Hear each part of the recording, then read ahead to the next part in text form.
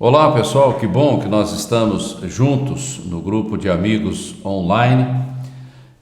Agradeço a você pela tua paciência, a tua fidelidade nos acompanhando num estudo tão longo.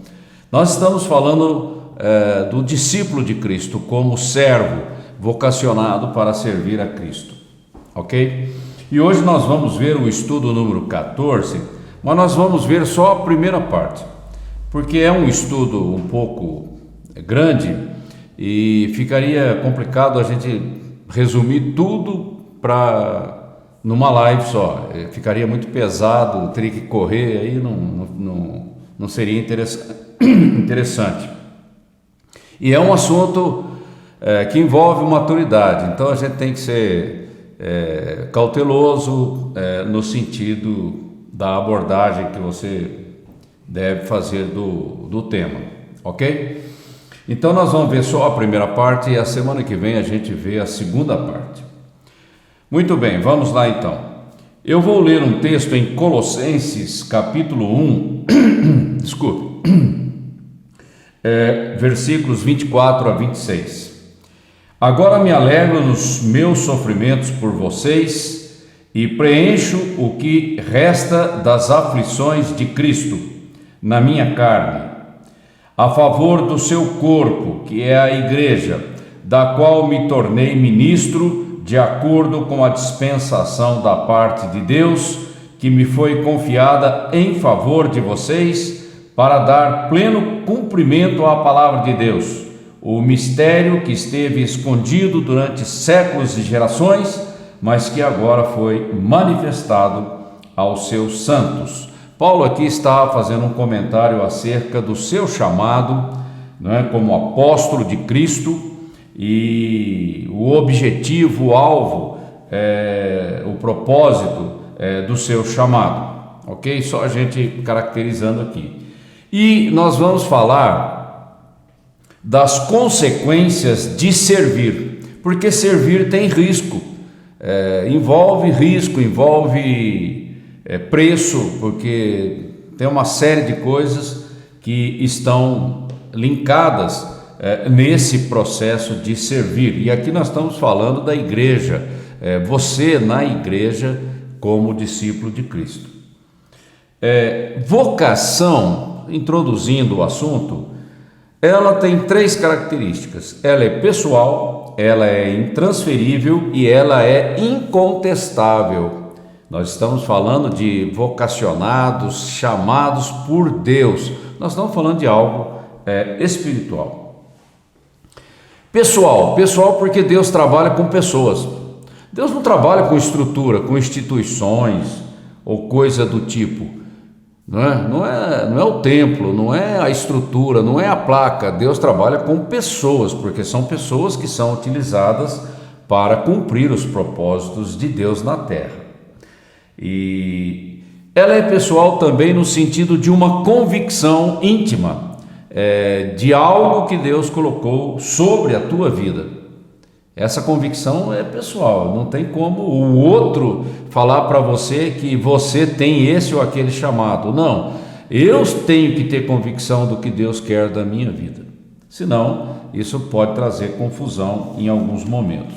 Então essa convicção tem que estar clara dentro de mim. Intransferível, porque o que Deus planejou na tua vida só você pode fazer, porque a tua vida é única, ela é singular em termos de relacionamentos, em termos de trajetória, um conjunto de habilidades e uma série de coisas que Deus projetou de forma singular para a tua vida.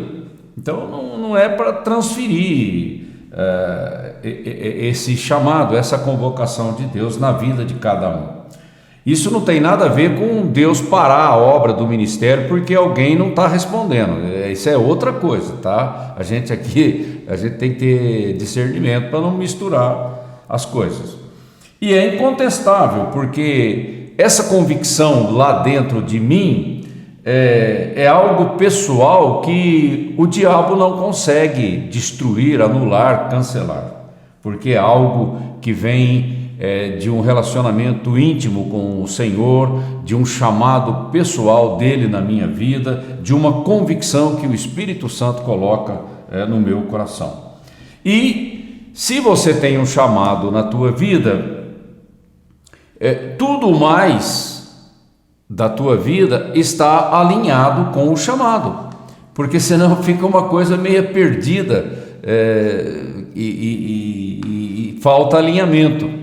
Não, uma vez que tem um chamado, o alinhamento começa a ser construído na tua vida, no sentido de você conseguir realizar aquele alvo, aquele objetivo, aquele propósito que Deus estabeleceu na tua vida. Aí vem as prioridades em função do chamado, ok? Só para introduzir o tema. Outra coisa que nós precisamos deixar claro aqui, que nós fomos vocacionados para servir em nome de Cristo, debaixo do Espírito da nova aliança. Ou seja, não é um chamado qualquer, sem propósito, não, ele tem regras, ele tem propósito. Nós estamos debaixo de uma aliança, nós temos um sentido de pertencimento, nós somos da família de Deus, e dentro da família ele distribui mordomias, né? Na vida das pessoas. Então a gente tem esse propósito na vida. Não fomos salvos apenas para resolver o nosso problema pessoal. É isso sim, mas Deus nos tira das trevas e nos traz para a sua família com um propósito. Não é apenas salvar aquela vida, mas é transformar aquela vida, trazer crescimento, transformação, maturidade naquela vida, para que ela seja útil. É sempre assim. Agora, qual é a utilidade que Deus vai colocar na tua vida? É você que tem que buscar em Deus o que Ele tem para você. E aí cada um vai se ajustando e vai procurar ser fiel naquilo que Deus colocou sobre a tua vida. E isso acontece desde o Velho Testamento, Deus chamando pessoas, Deus comissionando pessoas, Deus ungindo pessoas e Deus usando pessoas, o tempo todo. E isso vem desde o Velho Testamento e passa pelo Novo Testamento, pela igreja, ok? E Deus tem muitos propósitos.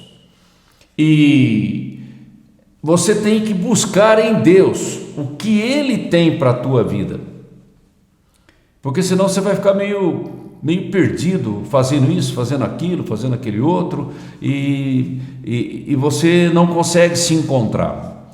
Quando você percebe o chamado de Deus na tua vida, você alinha a sua vida e tudo mais em termos de prioridades, para que você consiga cumprir aquele chamado de Deus na tua vida. E ao longo do caminho, ao longo do tempo, Deus pode ampliar ou mudar o chamado. A gente também tem que ter clareza que Deus trabalha o tempo todo, Ele não está parado em momento algum. Ok, e Isaías 43, versículo 7, ele traz assim a base de tudo que Deus faz, né? Tudo que Deus criou, Ele criou para a sua glória. Esse é básico. Então a minha vida foi criada, foi redimida, foi empoderada com um propósito: glorificar a Deus, fazendo alguma coisa. É sempre assim e isso não muda, ok? E na eternidade vai continuar assim, porque tudo visa glorificar a Deus. A nossa vida inteira ao longo do tempo. Então nós somos redimidos com o propósito de servir a Cristo, de servir a igreja, porque nós servimos a Cristo servindo a igreja. E a origem do chamado, da convocação, não é de homens, é de Deus. Por isso que tem que ser pessoal, de uma conexão íntima com o Senhor. Não é o homem que diz para mim o que Deus tem para a minha vida. Deus pode até usar um profeta para ratificar algo que ele já está falando comigo. Mas a convicção, ela é sempre pessoal.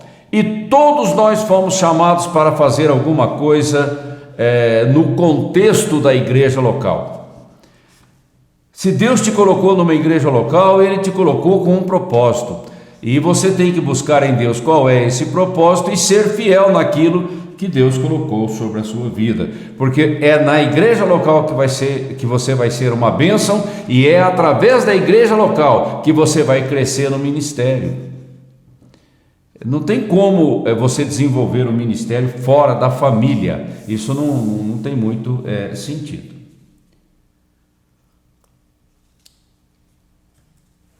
Ok. Quais são os objetivos primários, vamos dizer assim, do chamado, da convocação de Deus na nossa vida? Amar a Deus em primeiro lugar, amar ao próximo como a si mesmo, e ide e fazei discípulos de todas as nações, ensinando-os a guardar aquilo que eu vos tenho ensinado.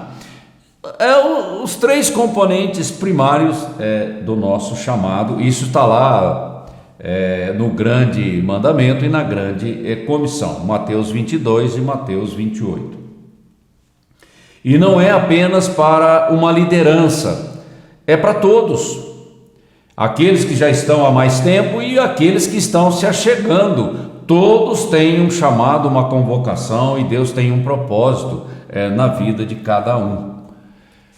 Ok? E é assim que funciona na família de Deus. E a tua vida tem uma trajetória única. Ninguém mais vai viver uma vida como a tua. Isso a gente chama de singularidade. E Deus quer usar você nessa singularidade, nessa trajetória pessoal da sua vida. Ele quer te usar por onde quer que você vá, com as habilidades, talentos, dons e tudo mais que Ele colocou sobre a tua vida. Ele quer te usar nessa caminhada, porque só você vai fazer essa caminhada na terra. Então a gente tem que ter consciência disso. Não queira fazer o que o outro está fazendo, faça o que Deus pediu para você fazer. Seja fiel naquilo aonde Deus te colocou. E uma outra coisa importante que nós devemos trazer aqui eu não posso servir a Cristo só naquilo que me agrada, só naquilo que eu gosto, né? Aí ficaria assim uma coisa de preferência, só faço aquilo que me agrada. Não, muitas vezes Deus vai colocar fardos e pesos sobre a nossa vida, porque Ele tem um propósito de realizar algo na terra e de alcançar outras vidas, e você foi o canal escolhido. Glória a Deus por isso. Mas tem um preço, tem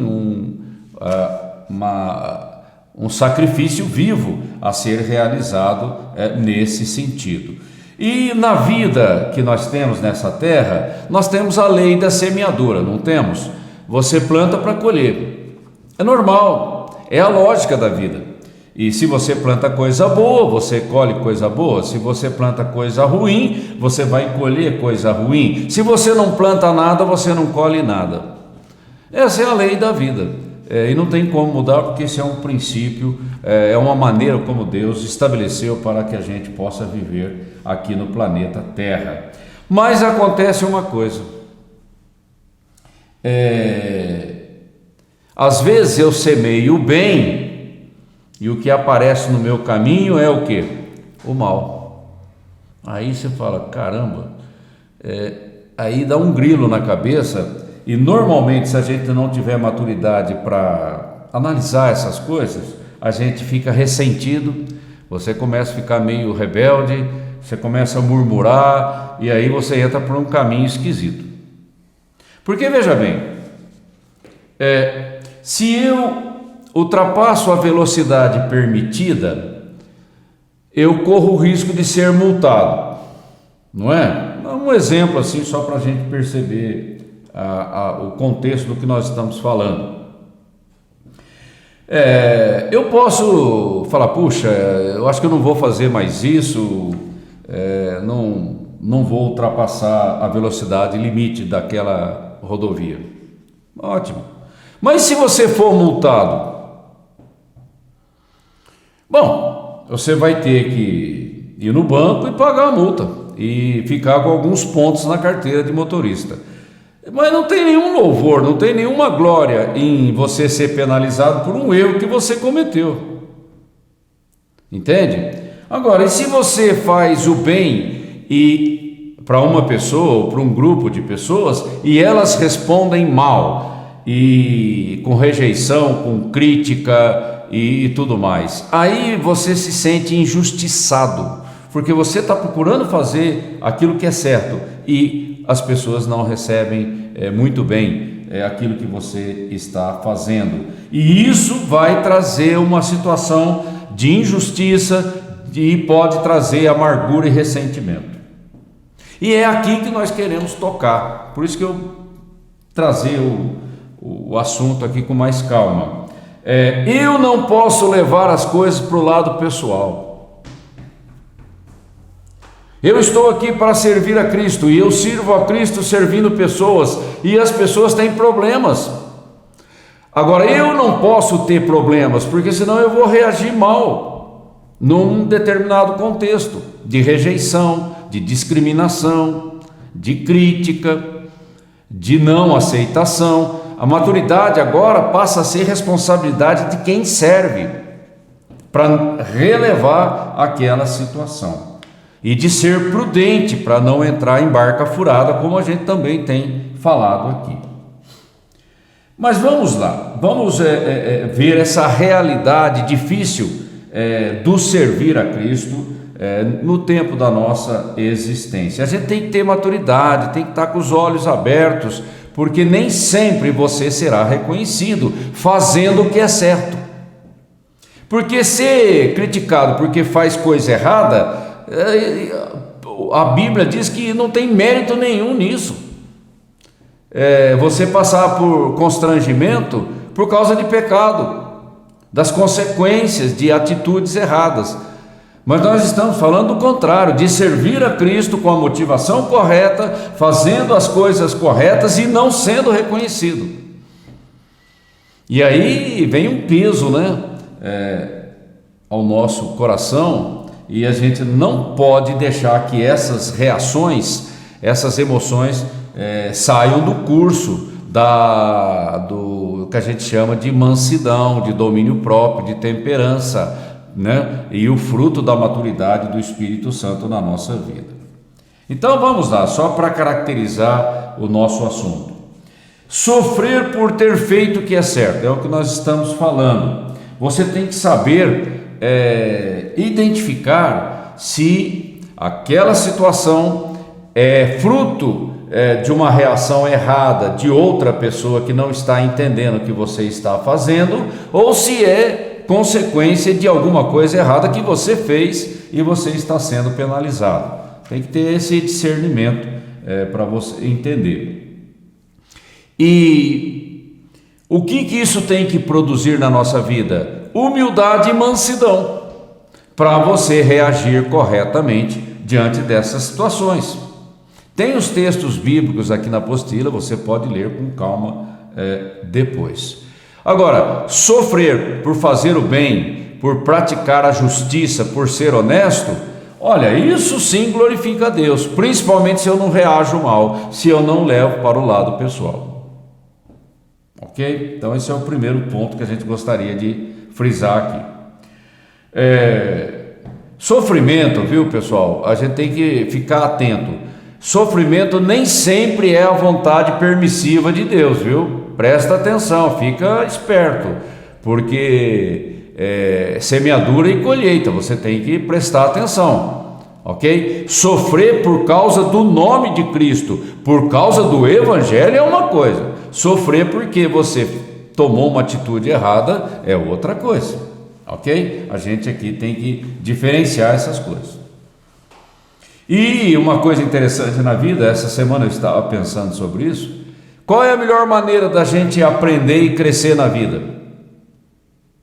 Existem duas maneiras. Uma é você prestando atenção nos mandamentos de Deus, porque Deus dá a instrução e a instrução que vem de Deus, ela é correta.